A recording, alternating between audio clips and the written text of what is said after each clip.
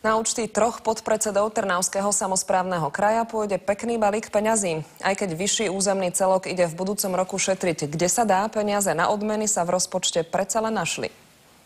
Hoci kraj ide škrtiť výdavky tak ako niekdy doteraz, kríza, nekríza, odmeny pred podpredsedov odklepli takmer všetci poslanci. Musíme šetriť. Pravá ruka Tibora Mikuša Jožef Kvarda si prilepší sumu vo výške 60% z platu, čo je 1800 eur. Ostatní dvaja Zdenko Čambal a Augustín Pullman dostanú po 1490 eur. Tí vraj v EUCčke chýbať nebudú. Trnavský samosprávny kraj na tieto odmeny v rozpočte má svoje miesto. Keď šetria na ostatných, mali by v prvom rade na sebe a mali by ísť príkladom. Každé hrable k sebe hrabu, ani jedný nie je od seba. Rozpočet kraja na budúci rok v porovnaní s týmto bude podstatne nižší. Menej peňazí dostanú z daní fyzických osôb, ale i z daní motorových vozidiel. Tento výpadok predstavuje zatiaľ okolo 65 miliónov eur. Financie sa preto budú krátiť vo všetkých oblastiach, v školstve, zdravotníctve či kultúre. Dajme tomu sociálna pomoc príde o 2,5 milióna eur. Roman Rudkaj, televízia Markíza.